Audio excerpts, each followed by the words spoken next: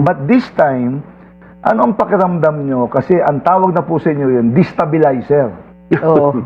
So, Rason ng mga, ano yon, may kasalanan, mga guilty. Rason nila. Yun ang sinasabi. Linilito nilang tao. Ba't hindi nila sagutin? Ang liwanag na ngayon, light down. Maliwanag pa sa buwan. Nagsalita na si Speaker Martin Romualdez. Minensyon niya, mga tao at saka executive. Sino executive? Bongbong Marcos. Wala naman iba eh. Sir, sa mga nililabel ng mga destabilizers sa gobyerno, marami tayo dyan. Pag nagsalita ka, destabilizer ka. Sabi ni Senator Ping Lacson, magte-testify daw kayo sa susunod na hearing ng Blue Ribbon. Magdadala, may bagong ebidensya po ba kayong dala o mag-komentaryo dun sa existing na ebidensya? Nalibot ko na ang buong Pilipinas. Yung sinasabi ni Presidente na flood control, 5,000, I built 5,500 flood control. Wala. Wala kayong makita. So, sumulat ako, gusto ko tumestigo ako. Oo, sabi niya, April 14. But April 7, punta ka, submit mo yung affidavit mo. Nagpunta ako doon, umaga lang doon ako. Papunta na ako, may tawag na sa bahay na kaninang umaga pa dumating yung notice na postpone. Tapos sinabi na wala akong affidavit. Sabi sa akin 7 before 5, nandun ako. Paano ko sasabihin ng umaga walang tao ron? oh, Wala sila doon. Hapon ang ano nila. Ang session na po. Session nila. So, pero ang sabi nga nila, wala ka daw affidavit? Pero nakahanda. Aha. Nakahanda. Nandun ako mismo. Tabi ng Senate. So, anong tingin niyo? Bakit hindi tinuloy? Yun nga ang masama sa gobyerno natin eh. Lahat yung nakakaalam sa flood control, pinipigilan nila, pinagtatakpan. Yung mga nagsasalita, sila inimbisiga. Opo. Kinukulong pa. oo nga. Yung mga tinuturo, like now, nagsalita na si Speaker Martin. Sinabi na niya lahat. Involved ang executive. Hindi lang niya tinuro. Pero alam na natin lahat yan. Involved ang executive. Sino executive? President Marcos. Yes. From the very beginning, sabi ko na mastermind dalawa. Si Martin and Marcos. So recruit nila sa ko to do the dirty job. Yes. And then, nung nagbakasyon, ayaw lang pabalikin, gusto kong ibintang lahat sa kanya, nakahalata. So nagsalita na. In 7 days, may kaso na, may waral pares. Ngayon nagsalita si Martin, bakit wala na? Sinasabi nila, kasuhan nila si Speaker Martin Romualdez. Wala naman nangyari yan. Nung nagsalita, nagsabi ng totoo, nawala na. Question lang mo, Manong Chavit. Si Saldico kasi nag-release ng mga videos with allegations. Ano sa tingin nyo yung mga sinabi po ni Congressman ko at yun na ba lahat yung kailangan niyang sabihin? O may tinatago pa siya? Hindi, meron. Siya pinagawa eh. Okay. Paano niya magagawa yan kung siya lang? Ang Committee on Appropriation is the most important in Congress. Sino mag-appoint? Buboto. Si Speaker, saan ang blessing? Marcos. Siya presidente. So magkakasama yan. Nung binintakan sa 2024 SONA, I built 5,500 flood control. Wala. Dumating yung 25, nagkabaha lahat. Binintang sa climate change at sa mga tao kasi di ba magtapon ng basura, kaya yun ang nagbara. Hindi ba? Binintang ng tao. Sa lahat ng 5,500. Pero totoo, walang project. So, ghost Nagtanong ako sa lahat ng mayors because I'm still the emeritus president of the Mayors League. Okay. Nung sinamahan ko siya ng kampanya. Tinanong ko lahat, walang project. Manong Chavit, ito nabasa ko lang na report to na si Yusek Cabral, who passed away, pinapa-geotag niya yung mga allegedly or Projects, supposedly flood control projects, and it's more than 5,000. Kasi it's also an agency of government na tinap nila eh.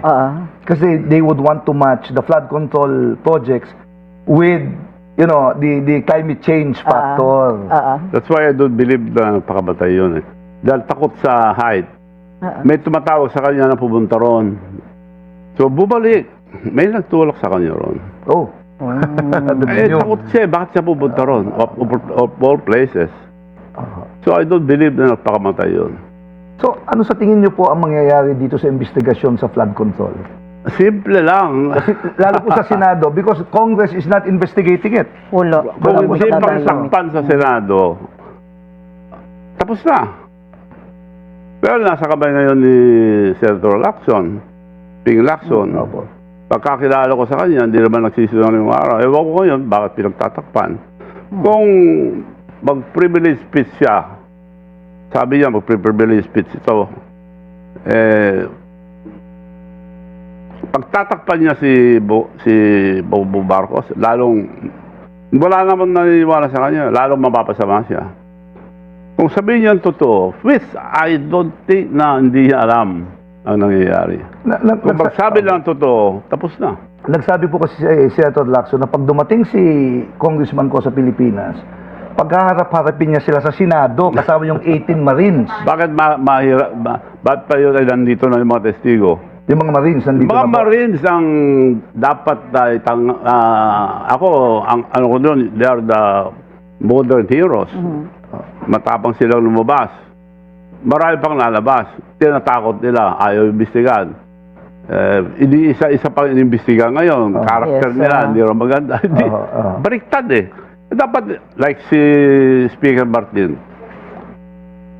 Board of Executive, ba't hindi nila, nagpangalan pa lang ang mga tao, hindi nila inimbestiga, tahimik na sila. Why? Sa tingin ninyo, sir, mapapatawag pa rin kayo sa Senado? I hope so. Kung hindi, kung magtagal, halimbawa, sabihin na, ay, hindi pa kami mag-hearing, alam niyo naman yung mga excuses ibig sabihin yan. nun, pinagtatakpan na nila katotohanan. May sinabi rin si Senator Ping Lacson that there is an attempt for regime change via military coup. Pero ang sabi po niya, walang military support. Now, I heard your group before, allegedly na sinasabi niyo that there should be change in this country, but you need the help of the military. Are you involved in any of this? No. Kailangan talaga yon yung mga military, unless na pinagtatakpan nila ang mga mangyayari ngayon, mga nakawan. Nakawan na ito ng kaban ng bayan eh. Military. Unless na pinagtatakpan nila ang mga mangyayari ngayon, mga nakawan. Nakawan na ito ng kaban ng bayan eh. Si Presidente mismo nagsabi, maya naman kayo, hindi na nakaw yung kaban ng bayan. Involved siya eh. I'm just curious po, Atty. Garcia. Dapat tayo, sabi niya. Dahil alam niya eh. Nakita ko yung lakad ng GAA. Pag nagpatawag ang presidente, budget ang presidente muna. Tatawag ang mga sekretaris. Tanong niya anong mga budget nila. Nandun lahat, nakalista. One example, yung Department of Health, yung PhilHealth. PhilHealth, yes, sir. They have 87 billion kinuha. Yes. Binalik sa Treasury on record. Zero. Kaya humingi sila ng 70 lang plus. Sa budget ni Presidente, nandun. Pagdating sa Congress, nandun. Pagdating sa Senate, nandun. Sa BICAM, nandun. Pagdating kay Presidente, tinanggal. Why? Pero ng tao yun eh. Yan ang pinakamasama sa lahat. Kontribusyon ng mga lilit na tao yan. So in 2025, zero. Kawawa ang mga tao. Bakit nila kukunin? Pati insurance ng bangko, kinuha. Why? PBIC. Nilagay lahat sa flood control. And ang masama ngayon, we have now 19 trillion na utang. Wow. And we are paying 2 trillion yearly debt payment. Yes. Nakabawad na tayo sa utang. Oh, well, Ang regarding masama, walang project. Correct. regarding the debt, ang alam kong naiwan po ni Pangulong Duterte about 13 trillion in Yes, 6 years. Dahil sa Ito, COVID. 19 trillion in 3 years. Parang gano'n. No? So, So, plus 6 bali, trillion, 6. parang gano'n. Oo. It's equal to the budget, na national budget, ha? Correct. So, it's one to one. Manong, nabanggit niyo po, Manong, yung kwan yung in the last zone, nabanggit po ni Pangulong Marcos, mahiya kayo. Anong ini-expect niyo na sasabihin kaya ni Pangulong Marcos? Kasi malapit na po yung zona. Are there anything new na mababanggit niya regarding flood control and other issues? Well, sa sinabi niya sa 24 and 25, magkaiba. Kaya ako, nagsisinungaling si Presidente. I built 5,500 flood control project. Wala kami makita. Pinagtanong ko sa mga mayors, governors, councilors, dahil naging presidente rito ko ng Councilors League. Wala sila. Puro ghost project. Bulacan, pinapuntahan ko rin. Nung pinunta niya, ganoon pa rin up to now. Ba't wala nangyayari? Liwanag na. So sa tingin ninyo, anong sasabihin niya sa SONA? SONA. Huling-huli na yung kasinungalingan. Nag-drawing pa sila kung anong sasabihin. Mahirap Wala yun. nang maniniwala because hindi nila sinasabi totoo. Ang totoo at taong bayan, wala nang naniniwala sa kanya. Walang project eh. Manong sabit, optics-wise lang ang optics-wise. Hmm. Sona ni Presidente, Speaker Bojidi, do you think Martin Romualdez will attend the Sona? Well, they have to. Basunorin yan. Ewan ko kay former Speaker Martin Romualdez. Kasi parang awkward eh. No? Ang liwanag, nagsalita. Bakit hindi nila imbestigahan ngayon? Before magsalita, kakasuhan namin, may hold departure order, tapos tahimik na sila nung nagsalita. Well, ayon dun sa balita. So, ganyan yun. Kung ituloy ni Martin, sinabi na niya involved executive. Si Marcos lang tinuturo. Kung ituloy niya, parang tatakutan sila. Kasuhan niyo ko, tuloy ko to, involved si Presidente. Sabi nga niya, he will not go down alone. Yes. Ang liwanag. Bakit yung mga magagaling ngayon sa Department of Justice, Ombudsman, bakit hindi nila imbestigahan niya? Malinaw po na away pamilya na po to eh. Si Senator Amy kay Pangulong Marcos, si Speaker Romualdez kay Pangulong Marcos, Senator Amy. Well, to me, away ng mga greediness yan. They're all greedy. Greediness is always the downfall of everybody. Correct. Sobra na. Sobra ang nakawan. Bakit hindi ma-solve? Why? Hindi ma-solve ang gobyerno. Bakit? Because sa gobyerno ng problema. Aliwanag. Sir, Alam ko, abogado kayo, Trixie, pero... maliwanag naman, sir. Wala naman. Siyempre, kailangan ko marinig sa ibang Oo tao. nga, Wala oo ka nga. naman ako magsabi. Oo nga, pero alam mga abogado, alam nila ito. Pero sir, nagkita tayo sa Rage Coalition. Magsama pala kayo. Yo. Ba't di kayo Masarap nag-iimbita? ako. Ha? Ay. Masarap nakalimutan pagkain ko dun na. eh. Hindi. Kung Baka hindi nandun ka, naningil ako sa'yo. Baka hindi si Gob Chavita nag-sponsor ng pagkain. Kaya, di ba? Hindi namin napansin yung food. Kasi ang daming celebrities. Si Manong Chavit nandun. So sir, nasa Rage kayo, guest po kayo. Coalition po ito ng mga sumusuporta kay VP Inday, kung di ako nagkakamali. No? Kunwari. Tatakbo ba kayo? Tatakbo ba kayo? Tatakbo po ba kayong Kayo na, senador? Kung sakasakali, but I'm not sure. Pero inindor sa akong vice, no, I'm not sure kung tatakbo ako. If ever, tatakbo senador or local. I'm not yet sure. I'm not, tignan ko yung galaw ng Pero Pilipinas. ma-expect namin na na mas involved na kayo ngayon sa politika. Yes, dahil sa nangyayari. Kawawa ang taong bayan. Kasi nung huli po, tumakbo kayong senador, tapos nag-withdraw kayo. Because nagkasakit ako. Nagkasakit ho kayo. Okay. May mga viruses na bago noon. So, pwede, sabi yung doktor ko, pero wag sana kang tamaan uli ng pneumonia. Wag na lang. Nakakaya naman, yung mga governors, mga ibang leaders, mayors, magkamay-kamay ka, punta ka lang, inaantay ka rito. Pero, paano ko hindi lalapit? Aristocrat na labas ko, wag na lang ako. Question lang po, you mentioned about Rage Coalition. Yeah. May confusing messages lang from what I saw on TV. Kasi unang-una si Mayor Baste po ata yung Plan B. Si Mayor Baste yung head ng Rage Coalition. Tapos may mga nag-announce na ang Plan B ng mga Duterte, si Baste. Kung hindi pwedeng tumakbo si Plan Sara. B ng Rage. Plan B ng Rage. Ng Rage, the coalition. Hindi naman authorized si former Congressman Mike Defensor magsalita for the family.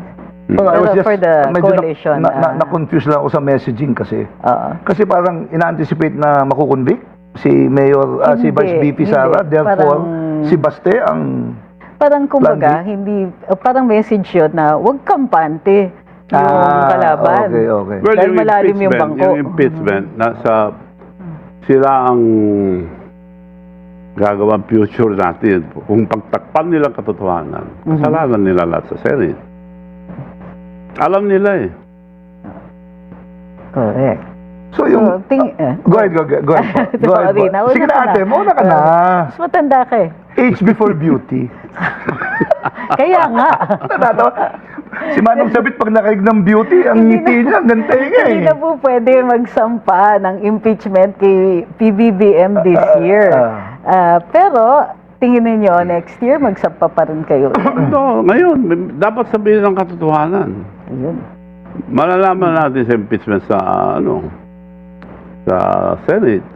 Question lang po, tricky question. Is it true that when you filed your impeachment case against the president, not a single congressperson wanted to endorse it?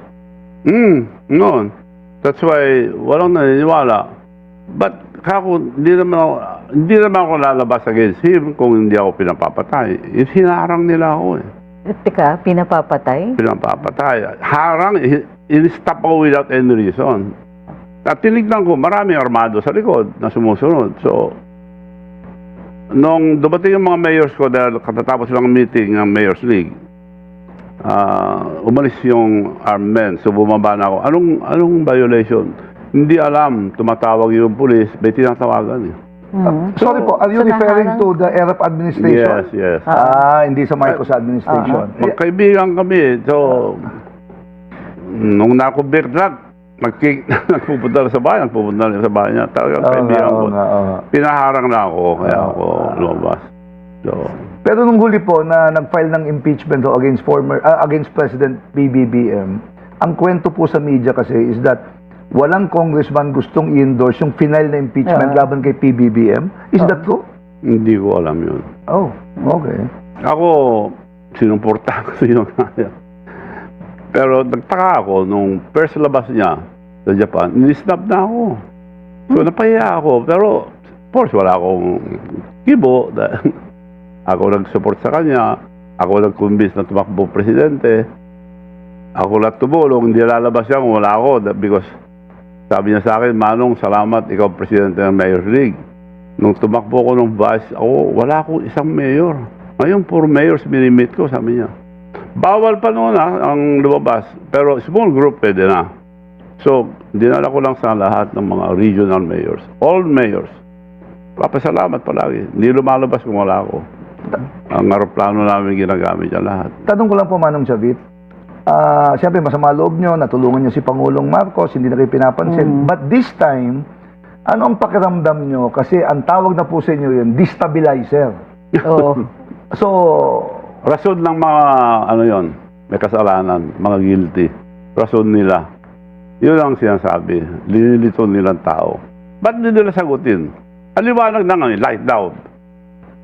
Maliwanag pa sa buwan. Nagsalita na si Speaker Martin Romualdez. Minensyon niya, mga tao at saka executive. Sino executive? Bongbong Marcos. Wala naman iba eh.